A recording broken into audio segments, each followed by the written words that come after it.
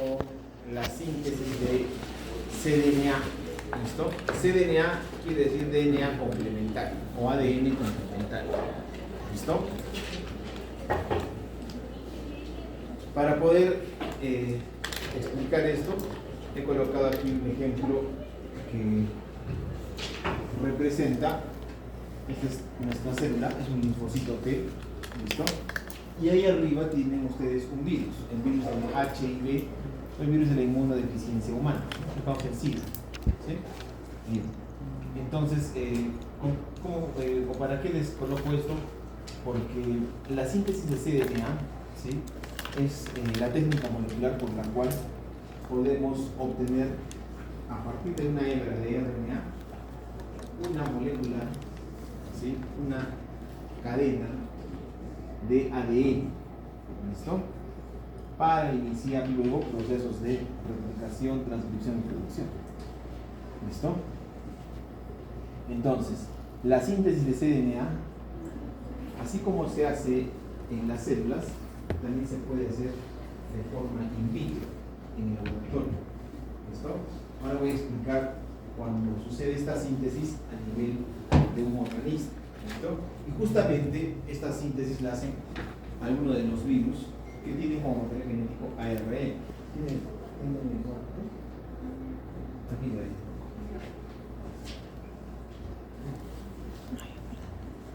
No tenía sentido. Entonces, existen virus como el virus del SARS-CoV-2, el virus del HIV, el virus de la hepatitis C, ¿listo?, que tienen como material genético ARN, ¿ok?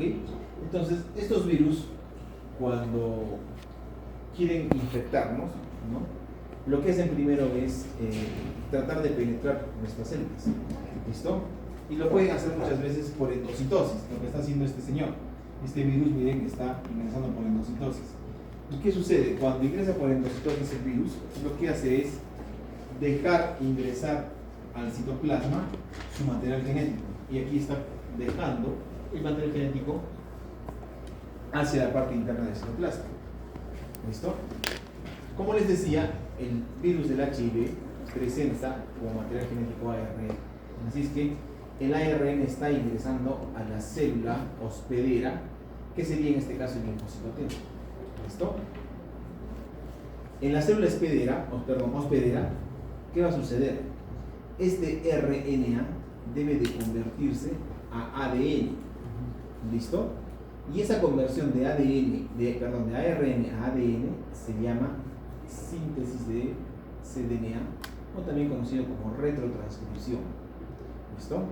Entonces, ese RNA se va a ver obligado a convertirse en ADN complementario empleando una enzima llamada transcriptasa reversa o retrotranscriptasa, o también llamada transcriptasa inversa. Tiene tres nombres: retrotranscriptasa, transcriptasa inversa, ¿sí?, o transcriptasa reversa. ¿Listo?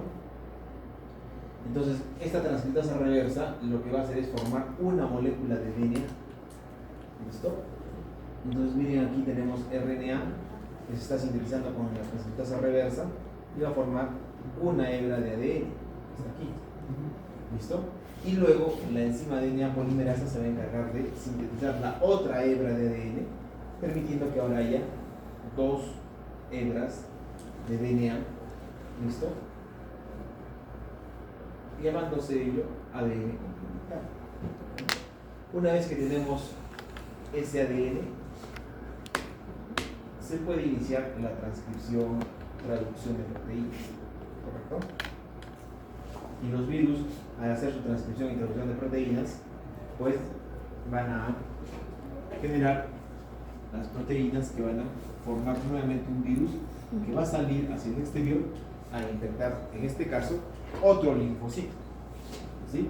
Y así los virus van infectando célula tras célula, ¿correcto?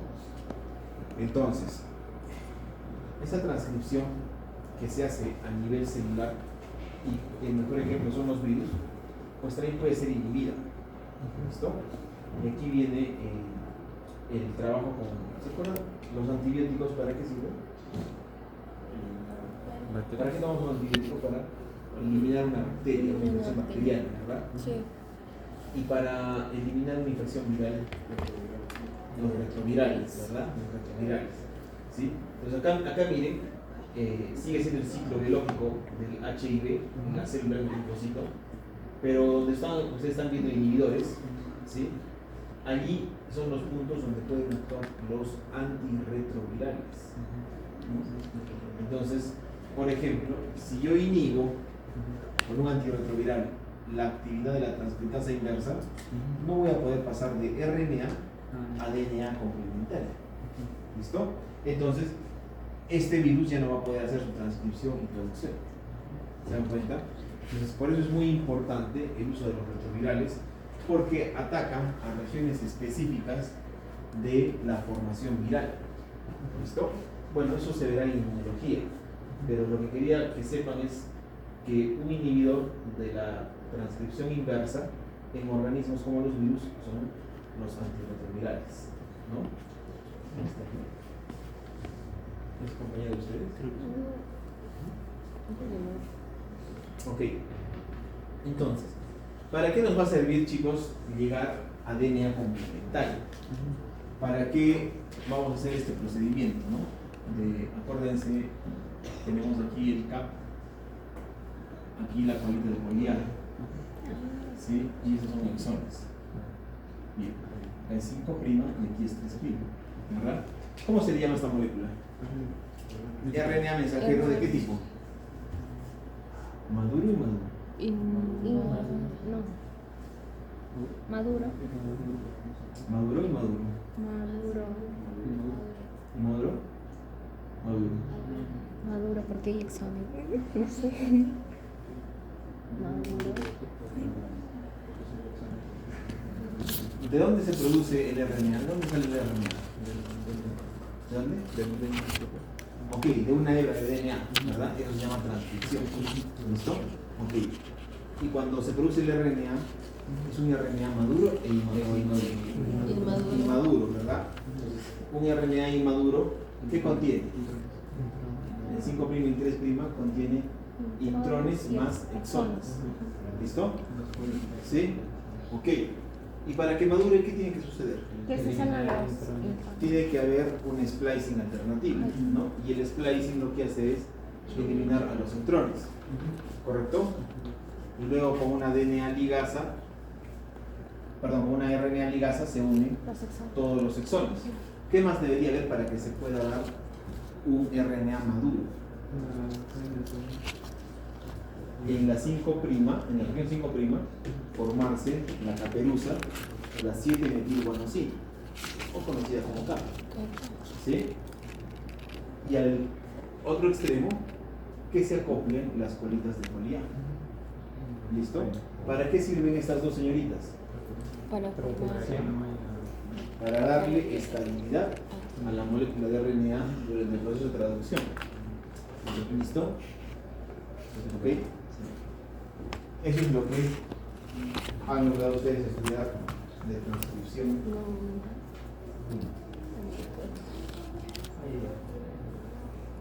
¿Sí? ¿Dónde se están dando todos estos eventos que hemos mencionado? En el núcleo. ¿Listo? En el núcleo. Para luego ser sacado hacia el citoplasma para encontrarse en los ribosomas. ¿Listo? Ok. Entonces, chicos, tenemos una molécula de RNA mensajero madura. ¿Listo? RNA maduro. ¿Ok? Entonces, la síntesis de cDNA se origina a partir de una hebra de RNA maduro o madura. ¿Listo? Ahora, ¿para qué hacemos la síntesis, o sea, la obtención de un DNA? ¿Listo? De un DNA complementario empleando transcriptasa reversa. ¿Cuáles son las aplicaciones? ¿Listo? La primera aplicación es la identificación de organismos. ¿Listo? O tipificación genética. Bien, ¿qué es la tipificación genética? Cuando estábamos en pandemia y nos hacían el diagnóstico de SARS-CoV-2 con la prueba molecular, eso es hacer tipificación genética, identificar el patógeno que nos está infectando. Como SARS-CoV-2 es un virus RNA, ¿correcto? Entonces, este es el RNA del virus que lo estamos extrayendo de la muestra de hisopado nasofaríngeo del paciente, y para poder identificarla, para poder identificar al virus y decir SARS-CoV-2 positivo, ¿sí? O COVID-19 positivo, como quieran decirle, pues el proceso o el proceso molecular consiste en convertir el RNA en DNA complementario, y recién ese DNA complementario es identificado como SARS-CoV-2. ¿Listo? Entonces estamos tipificando, identificando un organismo. ¿Listo? Bien. Entonces, primera aplicación, ya hemos dicho, tipificación genética. ¿Listo? Bien.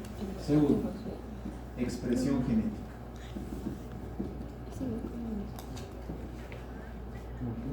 Entonces, para realizar expresión genética, también es importante convertir el RNA en DNA complementario. ¿Listo? Cuando hablamos de cambios en la expresión de los genes, tenemos que trabajar con el RNA. Nos olvidamos del DNA totalmente. Entonces, nuestra muestra es RNA. Ejemplo, en la enfermedad del Alzheimer, ¿sí? En la enfermedad del Alzheimer, pues hay diferentes genes que están implicados, ¿no?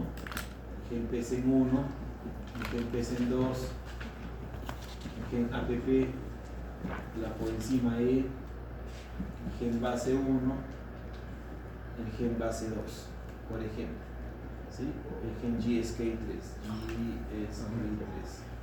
¿listo? Miren, tenemos 2, 4, 6, 7 genes, ¿sí? Que cuando estos genes se desregulan, ¿sí?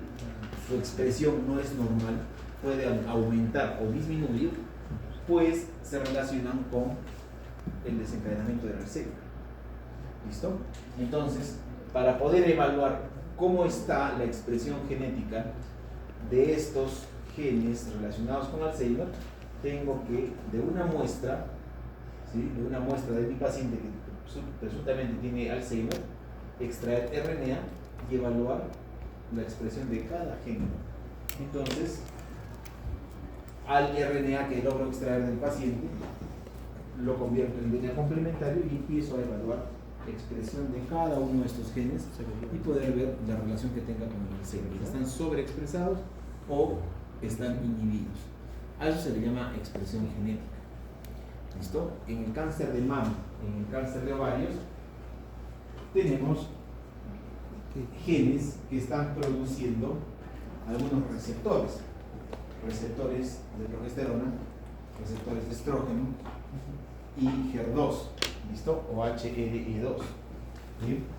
Entonces, esos tres genes, por ejemplo, estamos viendo aquí, sea de mama, de ovario. ¿Listo?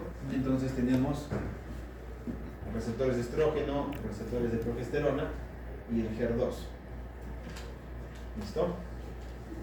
Entonces, esos receptores que se producen por los genes del mismo nombre, cuando se empiezan a sobreexpresar en la paciente con cáncer de mama, pues la paciente con cáncer de mama tiene un mal pronóstico. ¿Listo?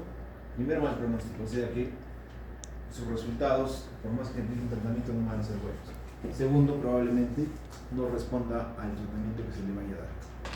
¿Listo? Entonces, para eso se evalúa la expresión genética, para poder dar un tratamiento o hacer un seguimiento farmacológico al paciente. ¿Listo? En cáncer de pulmón, sea de pulmón, otro ejemplo, hay dos genes, el gen RCC1 y el gen RMM1. ¿Listo? Estos dos genes están relacionados con la administración de un fármaco llamado platino. No sé si hayan escuchado en algún momento. El cisplatino o platino es un fármaco que se emplea en ciertos tipos de cáncer, como el cáncer de pulmón. ¿Listo? En los pacientes con cáncer de pulmón, para poder dar platino, tenemos que evaluar esos dos genes si es que están sobreexpresados. Si están sobreexpresados, no sirve el tratamiento con platino, no van a responder. ¿Listo? No va a responder al tratamiento. tienen que estar los niveles de expresión totalmente normales.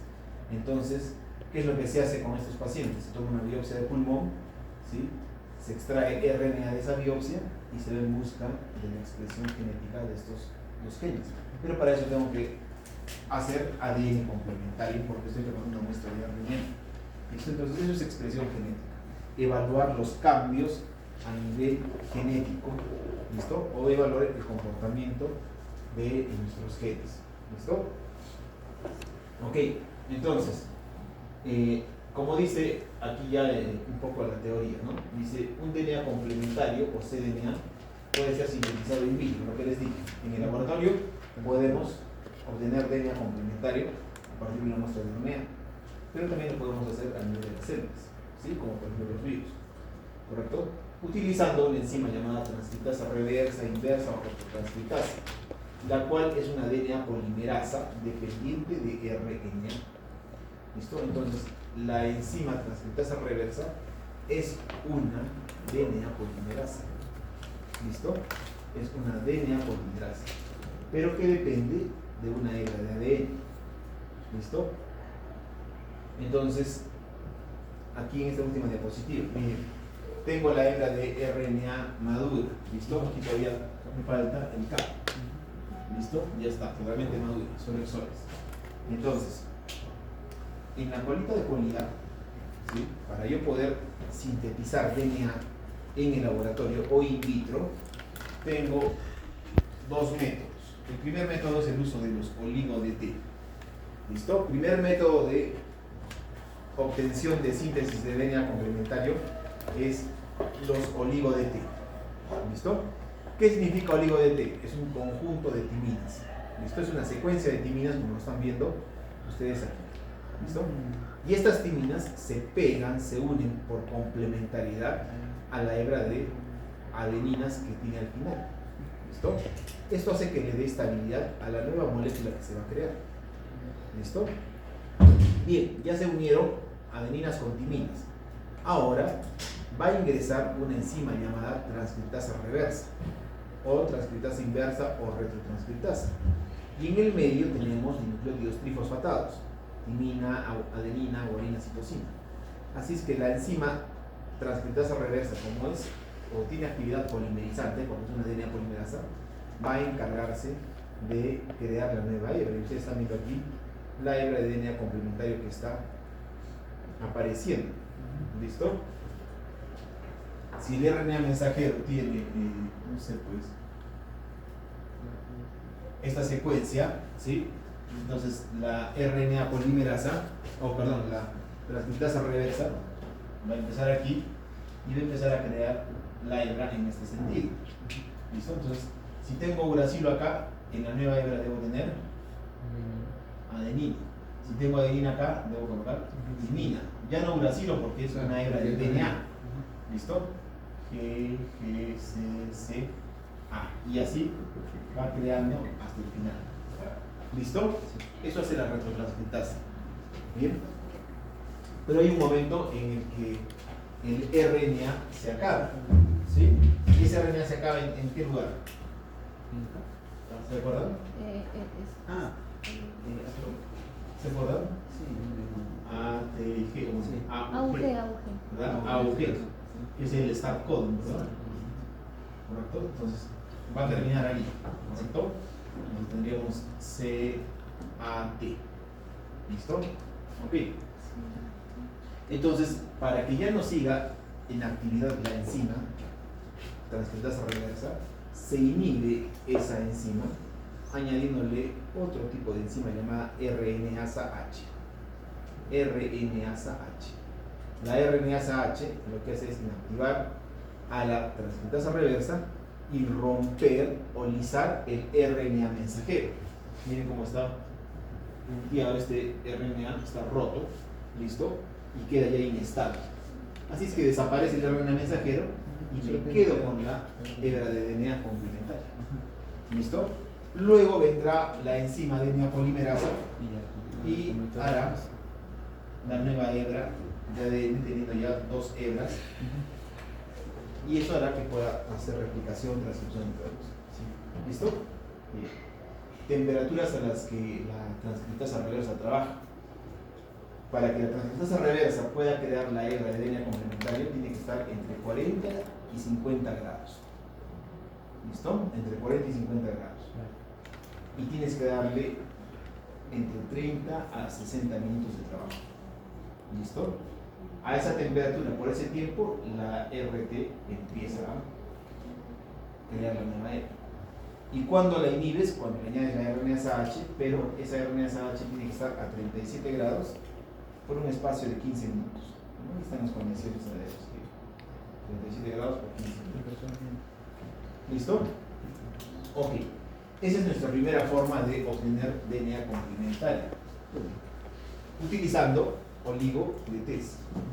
¿Listo? La otra forma es utilizando random primers. ¿Listo? Te lo voy a escribir. Random primers. ¿Listo? Random primers. ¿Ya? Los random primers son secuencias cortitas de RNA. ¿Listo? Secuencias cortitas. Entonces, estas secuencias pequeñas, secuencias cortas de RNA, se van a unir a algunos sitios específicos. Por ejemplo, aquí, por ejemplo, acá. ¿Listo? Y solamente van a sintetizar esa región a la que se está uniendo esos primers o random primers. ¿Listo? También actúa la transcriptasa reversa, pero solamente amplificando un DNA a las cuales se han logrado unir, a la región que se ha logrado unir. Es decir, que voy a obtener pequeños fragmentos de DNA complementario. ¿Listo? ¿Cuál tendrá más ventaja? ¿Oligo de T o random primers? ¿Por qué? Porque te hacen dentro de lo que es la realidad lo completo, ¿no? Ok, está sintetizando todo el RNA. En cambio, los random primers sintetizan regiones específicas, que son cortitas. Entonces no llegas a tener toda la información genética, solamente algunas regiones. Pero me imagino que existe porque es más económico. Uno es más económico y dos, porque a veces solamente requieres de amplificar una región específica, ¿no? ¿Ya? Pero tiene más sentido amplificar todo. ¿Ya? ¿Ok? Esa es la diferencia, ¿no? La amplificación de DNA complementario por fragmentos. ¿Listo? Y la otra es completa. ¿Bien? Ok. Eso es lo que... Eso es nuestra presentación de DNA con síntesis de cDNA. Se viene, ¿Listo? se viene. Cuando en la tercera fase que vamos a hacer PCR, ¿listo? Vamos a hacer la síntesis del cDNA en práctica, ¿no? ¿Listo? Por ahora necesitamos solamente trabajar